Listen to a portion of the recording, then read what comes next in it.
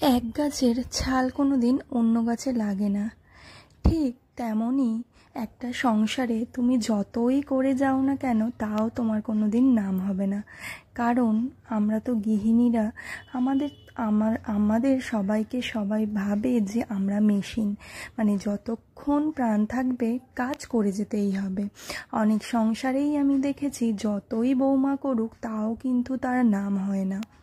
ওই যে কথায় আছে, এক গাছের ছাল কোনোদিন অন্য গাছে লাগে না। ঠিক তেমনই বৌমা যতই করুক অনেক সংসারে দেখেছি তাও বৌমার কোনো নাম হয় না, তাও বৌমার নিন্দা করতেই থাকে পাড়ার লোক।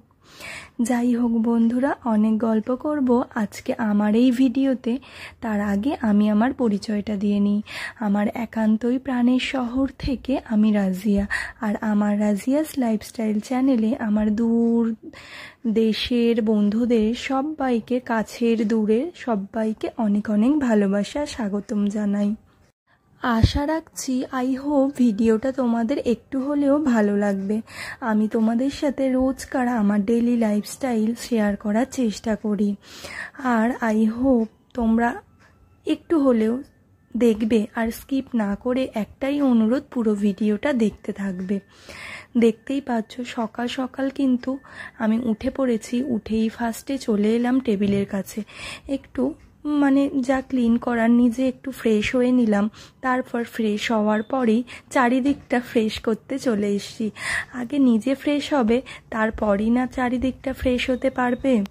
নিজে ক্লিন হলেই চারিদিকটাও তুমি নিজের মতো করে ক্লিন করতে পারবে। তাই ভাবলাম যে চারিদিকটা কোথা থেকে শুরু করব। তাই ভাবলাম যে ডাইনিং টেবিলটা থেকেই শুরু করা যাক সকালের কাজটা। তাই একেবারেই চলে এলাম নিজে ফ্রেশ হয়ে, ডাইনিংটাকেও ফ্রেশ করতে চলে এলাম। সকাল সকাল কিন্তু আমি আমার ডাইনিংটাও ক্লিন করে নিচ্ছি। বলতে বলতে একটু হাসি পেয়ে যাচ্ছে। আর আগের দিন কাকলিদি আমাকে কমেন্ট করেছিল যে আমার ভয়েসটা ভীষণ আস্তে আসছিল। হ্যাঁ, আমিও পরে শুনলাম সত্যি আমার ভয়েসটা চাপা এসেছিল, খুব বেশি শোনা যাচ্ছিল না। এই ভিডিওটা প্লিজ আমাকে কেউ কমেন্ট করে জানিও যে আমার ভয়েসটা ঠিকঠাকভাবে শোনা যাচ্ছে কিনা। তারপরই আমি আমার ডাইনিংটাকে ক্লিন করার পর একেবারেই চলে এসেছি আমার ঘরে। খুব বেশি কাজ করব না, আস্তে আস্তে যেটুকু পারি সেটাই তোমাদের সাথে শেয়ার করব। কারণ কি, আমার শরীরটাও তো ভালো যাচ্ছে না, ওই জন্য সব একসাথে করব না, একটু একটু করে করার চেষ্টা করব আর কি। আর সেটাই তোমাদের সাথে আমি শেয়ার করব। আর তোমাদের কাছে আমার একটাই অনুরোধ, যেইটুকুই দেখবে ভিডিওটা প্লিজ স্কিপ না করে সেইটুকুই একটু মন দিয়ে ভালো করে দেখার চেষ্টা করবে বন্ধুরা। আই হোপ কোথাও একটু হলেও তোমাদের ভালো লাগবে। আর দেখো চলে এসেছি আমি এখন। ওই যে সাদা ফুলের টবগুলো দেখতে পাচ্ছিলে, ওগুলো একটু পরিষ্কার ক্লিন করে নিলাম। তারপরে যে দেখতে পাচ্ছ, এটা আমার সোনার পিক, ওটা ওর মাসে গিফট করেছিল বার্থডেতে। এটা আমি অন্য একদিন দেখাবো।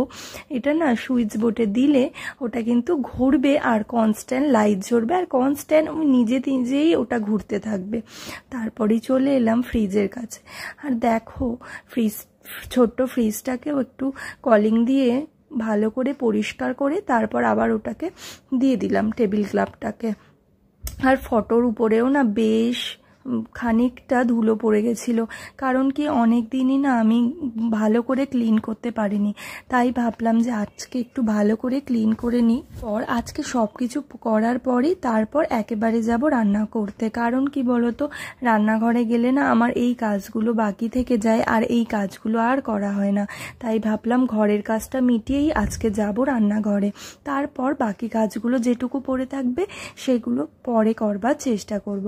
আর যে বলছিলাম, অনেকের ভিডিও দেখি, আর অনেকের ভিডিওতে দেখি, অনেক সংসারেই দেখি বাড়ির বউরা যতই করুক তাও কিন্তু বাড়ির বউদের নাম হবে না। কেন জানি না, এটা কেনই যে হয়, যতই করো তাও বাড়ির বউ খারাপ। এটা কেন আমি জানি না। অনেক বাড়িতেই দেখেছি, বেশিরভাগ বাড়িতেই দেখেছি বাড়ির বউ যতই কাজ করুক তাও বাড়ির বউকে শুনতে হয় যে সে কি করেছে বা সে কি করে। আরে বাবা, সে তার যতটা সম্ভব সে তো চেষ্টা করে। একেবারে অনেক বাড়ির বউরা যেটা একেবারেই করে না, কিন্তু বেশিরভাগ যারা বেশিরভাগ মানে পরিপাটি করে একটা কাজ সংসার গোছানোর চেষ্টা করে, সেই রকম প্রত্যেকটা মেয়েই কিন্তু কাজ করার চেষ্টা করে আমি মনে করি। আর সেই যখন প্রত্যেকটা কাজ পরিপাটি করে করবার পরেও যখন পরে গিয়ে শুনতে হয় যে একটা বাড়ির বউ কী করে, এই তো শুধুমাত্র এইটুকুই কাজ, আরে তুমিও সেটা করে দেখাও, তারপরই বলবে যে বাড়ির বউ কি করে। প্রত্যেকজনের জায়গা থেকেই সে যে যতটা করে সে সেখান থেকেই মনে করে যে আমি তো এটা করছি। তো তুমি তোমার নিজের জায়গা থেকে মনে করো যে তুমি কতটা করছো, তারপরেই অপরকে দোষারোপ করতে থাকবে আর অপরকে দোষী বানাতে থাকবে যে তুমি তোমার সংসারে কতটা করছো, তারপরেই অন্য কারোর সংসারে মন্তব্য করতে আসবে। আমি মনে করি প্রত্যেক সংসারে প্রত্যেক গৃহিণীরা যথেষ্ট চেষ্টা করে মানিয়ে নেওয়ার, আর যথেষ্ট নিজের যতটা সম্ভব দিয়ে করার চেষ্টা করে। দিনের শেষে গিয়ে অনেক সময় শুনতে হয় যে সে কি কাজ করলো, বা সে একটু ভুল হলেই তার খুঁত ধরতে কিন্তু লোকে ছাড়বে না।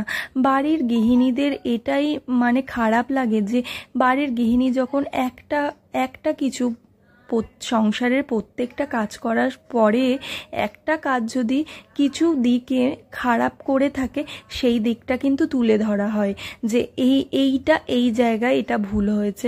আরে ভুল তো হতেই পারে, বাড়ির গৃহিণীরা যথেষ্ট স্যাক্রিফাইস করে, কত কিছু মানিয়ে নেয়, কিন্তু অনেক সংসারেই দেখেছি বউদের ভুল ত্রুটি হলে কিন্তু বাড়ির সবাই স্যাক্রিফাইস করতে পারে না বা মানাতেও পারে না, ওটাকেই ধরে থাকতে থাকে যে কেন এই ভুলটা করেছে। অনেক সংসারে, বেশিরভাগ সংসারেই আমি দেখেছি এই সব কারণেই কিন্তু বাড়ির গৃহিণীদের মনটাই ভেঙে যায়।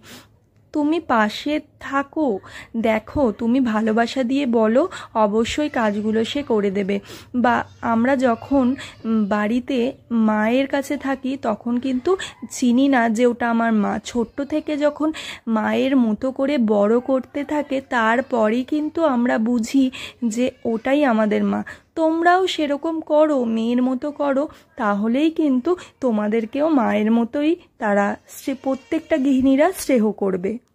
যাই হোক বন্ধুরা, অনেক গল্প করে ফেললাম। অনেক আপুরা ভাববে যে কি সব বকতে লেগেছে, কিন্তু এটাই ফ্যাক্ট, এটাই সমাজের রীতিনীতি। আর তোমাদের সাথে কথা বলতে বলতে কিন্তু এখানে আমি রান্নাটাও চাপিয়ে দিয়েছি। আর এই যে জিরে বাটা দিয়ে কলা আলু দিয়ে একটা কাতলা মাছের ঝোল করব।